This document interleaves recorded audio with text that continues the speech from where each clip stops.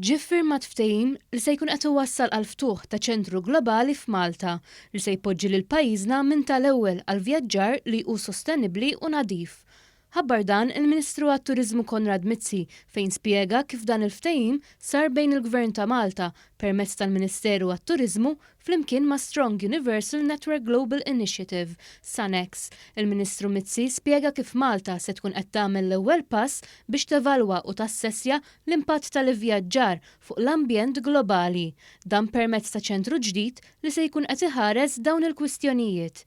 Iċ-ċentru se jkun qed jitmexxa minn SANEX li se jkunu qed jippubblikaw rapport annwali dwar l-istat tal-klima fis-settur tal-ivjaġġar. Issa dan mhux biss. L-ewwel ħaġa se jkollna pubblikazzjoni darba fis-sena ta' review ta' inizjattivi kollha madwar id-dinja li huma climate friendly fis-settur. Se nkunu qed nagħmlu think tank ukoll ġewwa pajjiżna biex nidentifikaw idea ġodda biex nimplementawhom f'dan is-settur. U l-aħħar ħaġa li hija sabiħa ħafna huwa li se jkollna 100,000 ambaxxatur f'kull pajjiż tad-dinja żagħżugħ permezz ta' apprentistat ma' universitajiet differenti biex iwasslu il-messaġġ u niġġieldu l-climate change. Il-kofundatur ta' SANEX, il-Professur Jeffrey Lipman qal kif Malta se tkun qed timmira biex twassal numru ta' inizjattivi iddisinjati biex jgħinu lis-settur tat-turiżmu fejn faħħar il-ħidma ta' Gżejjer Maltin fil-ġlieda kontra t-tibdil fil-klima.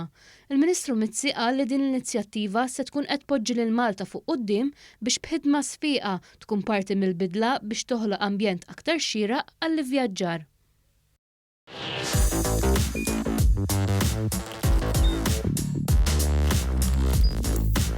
Idħol fuq one.com.mt u hemmhekk tista' tara l-programmi kollha li jxandru fuq One permezz ta' One Play.